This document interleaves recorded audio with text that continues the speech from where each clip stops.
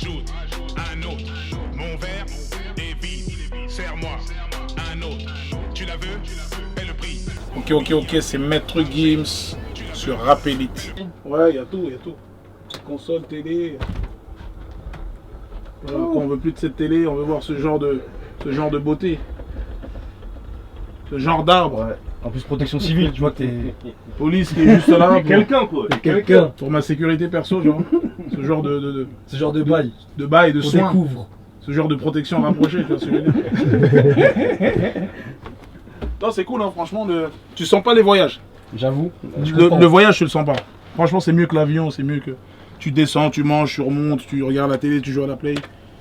C'est mieux que l'avion ou quoi. Tu fais la dernière fois, on a fait 23 heures, 24 heures de route. Tu les sens pas avec Tu une les télé, sens pas, une tu play, dors, avec ouais. tes potes.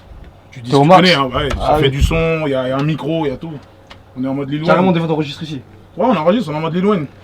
Quarter tree, quand on a reçu quarter. Ça s'arrête jamais alors. Ouais, ça s'arrête pas. Honnêtement, ça s'arrête pas. Il y a le mic, il y a Danny Santé en bas, il y a DJ Last One. On a fait plein de sons ici pendant de la réédition dans le car. Tu vois, des disques qui dorment, tu vois ce que je veux dire. Ça, j'ai reçu ça là, c'est en Suisse. Ce genre de de récompense. Genre de récompense. Ce genre de récompense durement acquis. Tu vois ce que je veux dire. Ah ouais. Ce genre de truc. Tu vois ce que je veux dire. Ceux qui croient qu'on dort ou que ça tombe du ciel, tu vois ce que je veux dire. Mais tu dois en avoir tellement des choses comme Ce genre ça. de choses. Ce genre de choses. Bah écoute, honnêtement, les plus beaux trophées comme ça, c'est quand ça vient de l'étranger, il y a plus de. Ça fait plaisir. Ah, comme au Danemark. Comme par le exemple. Danemark, voilà, comme le Danemark. Là, bon, là c'est la Suisse. Bon, la Suisse, c'est très proche Ouais. de la France et tout, mais ça fait toujours plaisir quand on te reconnaît, même à l'extérieur. Et aussi en Italie, il me semble. avec Italie. Est-ce que tu m'aimes Est-ce que tu m'aimes? Il a Ouais. super bien marché. Ouais. Il a été platine, c'est le single là-bas qui a cartonné. 3 fois, platine 3 fois. C'est la Gims Le Mania quoi. single, la Gims Mania, incroyable. Bon, donc voilà. Bah t'es pas prêt de t'arrêter quoi. Pas de pause. Bah écoute, j'aimerais bien faire une pause. Mais là, bon, il y a la réédition, on va défendre le truc. L'idée, c'est de pousser l'album. J'aimerais bien le pousser jusqu'à 1,5 million, tu vois. Ouais. 1,5 million, 2 millions, tu vois, vraiment. Il a le potentiel. Là, ça va faire 1 an. On est à pratiquement 600 000. On est à 600 000 sorties de caisse, tout ça, dans les placements. Donc, il est déjà annoncé à 600 000. Tu vois, donc ça Ouais. fait 1 an. Et à Subliminal, à cette même période, j'en étais pas là. Ça veut dire que on peut faire mieux. Mais avec autant de ventes, comment tu fais pour encore avoir envie de te dépasser? Bah, franchement, honnêtement, bah, tu te dis que voilà, tu commences à te comparer à des Américains, tu vois. Tu te compares à des Drake, à des Chris Brown, à des gens qui sont, voilà, qui vendent des millions de CD. Bien que eux, ils parlent l'anglais, c'est la langue internationale. Moi, c'est le français, c'est différent. Mais tu es obligé d'en vouloir toujours plus. Tu peux pas te dire, moi je comprends pas ceux qui se contentent d'un disque d'or, qui disent voilà, au moins j'ai mon disque d'or, c'est bon, c'est très bien, tu vois. Mais il faut toujours pousser, il faut toujours aller plus loin, il faut chercher plus loin. Mais tu dois pénétrer le marché américain ou pas? C'est le but, vraiment. C'est compliqué si tu parles pas anglais, enfin si tu chantes pas anglais. Non? Ouais, c'est très compliqué, mais j'aimerais bien moi chanter en anglais. Tu sais, la chanson, c'est différent. Je rapperai jamais en anglais, tu vois. Jamais je vais commencer à rapper. Le rap, il y a trop de, tu vois, c'est trop, c'est urbain, c'est les quartiers, c'est un langage, c'est du verlan, c'est vraiment une identité. Tu peux pas arriver à rapper en anglais, mais chanter, tu peux. Il y a des Australiens qui percent au States, il y a des Anglais, il y a des Suédois, il y a des Allemands qui chantent en anglais. Stromae aussi qui commence. T'as Stromae, voilà, qui a super bien cartonné, qui a bien, tu vois. Chanter, c'est pas pareil. Tu sais, guitare-voix, piano-voix, tu le fais en anglais, les gens vont même pas savoir. Si t'as un bon accent, les gens vont pas se dire, ouais, lui c'est un français, non, il peut pas, tu vois pas. Et donc ça passe par des featuring avec des Américains. Ça peut passer par des featuring. Moi, je kifferais arriver de moi-même, tu vois. Je kifferais arriver de moi-même avec un son lourd, mais faire partir le délire de là-bas, tu vois. Je vais pas faire un truc d'ici, je chante en anglais ici, je commence à faire de la promo. Ça partirait de là-bas. Ça veut dire que l'idée, c'est que même là-bas, ils me prennent pour un carré, en fait. Tu vois, ils se disent, bon, c'est un Américain, machin. C'est qu'après, avec des interviews, etc., qu'ils apprennent que c'est un mec, il a grandi en France, etc. Et c'est un quinfri qui habite en France, il est d'origine congolaise, etc. Ça veut dire que j'ai envie d'arriver, c'est par ce chemin-là que je vais arriver. C'est par ce chemin-là, à la Econ, tu vois. J'arrive là-bas, je me pose, je fais du sale. En fait, égal à eux en fait. Voilà, Tu je vas arriver kifferais- en mode le petit français, truc, tu vas arriver costaud tout de suite. Ouais, Non, c'est mieux, je pense que c'est mieux d'arriver comme ça que d'arriver chez le petit français, j'ai envie de chanter en quinri et tout. C'est pas bon. Il faut arriver discret là-bas. Il faut arriver, tu fermes ta gueule, tu arrives, tu vas en studio, tu rencontres des bonnes personnes, tu fais du sale. Et après, c'est toi et ton destin, tu vois ce que je veux dire? Voilà. Moi, je sais que c'est quelque chose que je peux faire, tu vois. Sans vantardise, sans orgueil ou quoi, je pense que j'en suis capable. C'est une question d'organisation, de timing et de connexion. En soi, dans l'idée, la France est devenue trop petit pour toi en fait. C'est un peu ça que tu nous dis. C'est pas que c'est devenu trop petit. Le marché en soi. C'est pas que c'est devenu trop petit. C'est un marché prestigieux. C'est Ouais. les quinris s'arrachent là, ce franc. Tu sais, ils veulent tous Paris, tu vois. C'est un marché très prestigieux. C'est juste que les ambitions sont trop grandes. Tu vois.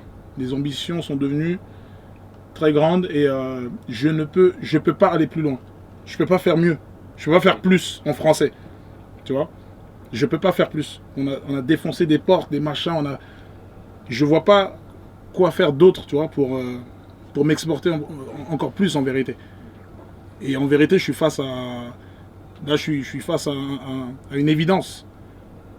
L'évidence, c'est que voilà, il faut devenir vraiment international pour de vrai. Là, je peux dire que je suis international. Oui, j'ai vendu en Italie, j'ai vendu au Danemark, j'ai fait des tournées dans des pays où ils ne parlent pas un mot français.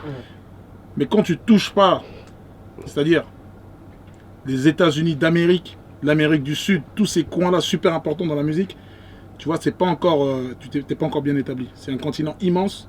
Le marché du disque, il est immense. Il faut vraiment, c'est ce coin-là.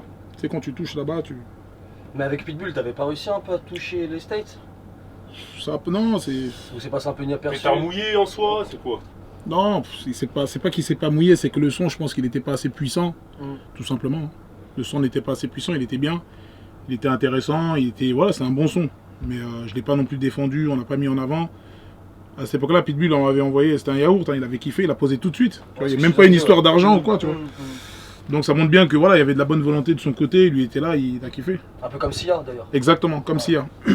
Ça prouve quoi? Ça prouve que ça veut pas dire que c'est pas parce que tu fais un feat que tu vas avec un quinri, tu peux poser avec Rihanna ou machin, ça veut pas dire que tu vas percer ou que tu vas réussir. bien hein. sûr, bien sûr. Ça veut rien dire. Mais à Tu sais, force les gens- d'avoir tant d'ambition, tant d'objectifs, tu crains pas le burn-out? Le fait d'avoir tellement d'ambition, d'objectifs qu'à la fin, Bah, honnêtement, tu pètes un câble ou quoi aux caisses. On a vu beaucoup d'artistes se surmener et à la fin, ils en peuvent plus. c'est vrai, c'est Ils ont un vrai. coup de mou, ils ont envie de voir leur famille, ils ont envie de voir leurs proches. Parce que je suis pas sûr que tu profites de tout ça, même si depuis l'époque qu'on se connaît, t'as quand même eu ce que tu voulais en termes Non, c'est d'objectifs clair. commerciaux. C'est clair, c'est clair. Ça, c'est évident. Je pense que personne, aucun artiste dira le contraire. Mais après, tu vois, c'est plus fort. C'est plus fort. Ce désir-là, il est trop puissant, tu vois. Ce désir-là, quand tu tournes, tu fais des concerts partout, tu voyages, tu vas aux États-Unis, tu vois ce qui se passe. T'as envie de toucher ce marché-là aussi, quoi. Et surtout quand tu sais que tu peux le faire, tu vois. Quand tu sais que tu peux le faire, il n'y a aucune garantie, tu vois. Mais je sais, c'est-à-dire je suis persuadé que je peux le faire. Parce que j'ai vu là-bas des gens, j'ai vu des stars là-bas, des rostars dans des studios, j'étais avec des équipes, ceux qui travaillent avec les meilleurs. J'ai fait écouter des sons, des yaourts, des machins. J'ai vu ce que ça a fait. C'est-à-dire que je suis persuadé. Je suis persuadé. Par rapport au comportement des gens, quoi. Voilà, par rapport au comportement des gens, j'étais avec des vrais professionnels. C'est des gens qui sont pas là pour te jeter des fleurs, machin. Des gens qui te parlent clairement, tu vois. Et je pense qu'il y a quelque chose à tenter là-bas. Et ça partira de là-bas. En tout cas, si je fais quelque chose, on ne le saura pas ici. Tout ce qu'on saura, c'est que voilà, Muggy va peut-être faire un truc. Ça partira de là-bas, ça sortira là-bas, tu vois. Et l'idée, c'est que ça sorte là-bas, ça explose de là-bas et que ça arrive. En France, ça arrive partout, etc. Et si ça marche pas, ce qu'on ne souhaite pas bien sûr, si ça marche pas, tu seras déçu ou tu te diras j'ai au moins conquis la France et plus haut, bah j'ai essayé, mais ça s'est pas forcément goupillé pour la barrière peut-être de langage, de réseau, on ne sait pas quoi. Oui, bah oui, si ça marche pas, si ça prend pas, bah oui, je me dirais que voilà, bon, j'ai pas perdu, je suis pas en train de jouer, il n'y a pas un enjeu, tu vois. Il n'y a pas un enjeu. Je troquerai jamais ma carrière en France, tu vois. Genre j'arrête là ce franc, j'arrête de chanter en français, je chante jamais. C'est un plus que je veux faire, c'est un extra.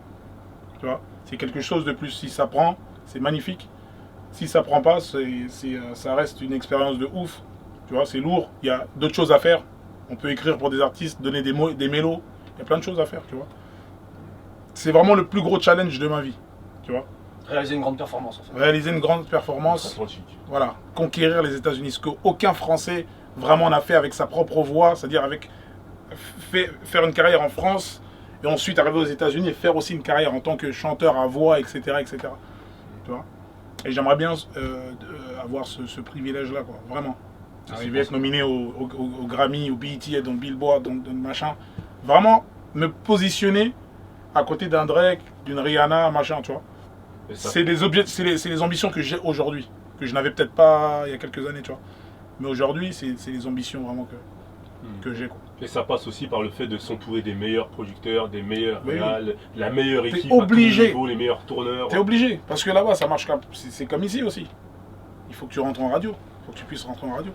Il faut que tu puisses rentrer en télé, il faut que tu aies une garantie. Il y a la musique, mais il y a aussi beaucoup de business. Comme ici. Oui, bien sûr, beaucoup de business, mais ça marche comme ça. C'est le mec, il connaît un tel, voilà, il y a un nouveau petit là, machin, faut que tu me donnes un coup de main sur ça, faut le jouer en radio. Tu vois, la radio, ça reste un gros support. Vraiment. Tu vois. Il y a l'approche de la sortie de la réédition, stressé, pas stressé, confiant, pas confiant. Beaucoup moins stressé que la sortie de l'album, parce que voilà, c'est une réédition. Même si c'est pas négligeable, mais j'ai beaucoup moins de stress. Il y a toujours un stress naturel, ce qui est normal, c'est un stress positif, mais je suis très content des sons qui seront dans cette réédition. Le choix il va être difficile, mais je suis vraiment content des sons, vraiment. Et tu peux nous annoncer des featuring ou... Honnêtement, il y a des featuring, mais c'est pas sûr qu'ils soient tous dedans. C'est par choix personnel, parce qu'il y a des sons que j'ai pas... que j'aurais voulu faire différemment et j'ai pas envie de mettre un feat pour le mettre alors que le son il me plaît pas forcément, etc. Tu vois. Et tu préfères pas nous dire de nom? Je préfère ne pas vous dire de nom. Sait-on jamais que le son ne se retrouve pas sur le projet, c'est ça? Ouais, voilà, je préfère pas dire de nom. Mais pourtant les sons sont là, quoi. Je vais vous faire écouter en off. Comme d'habitude. De toute façon, on se reverra pour un plus long format. Ouais, un dernier mot à ajouter, Mehdi? Bah écoutez, merci. Moi je tenais à remercier tout le monde, hein, à tous ceux qui me suivent depuis Section d'Assaut, depuis ma carrière solo. Voilà, vraiment beaucoup de respect, beaucoup de, comment dire, parce que finalement c'est les gens qui te poussent à te dépasser tes limites, à rentrer dans des challenges différents. Voilà, merci à tous ceux qui me suivent, qui me soutiennent. Et voilà, j'espère que vous allez kiffer la réédition. Ça sort le 26 août. Ça s'appelle À Contre-Cœur. Et voilà. Et full, rajoute un autre. Mon verre est vide, serre-moi.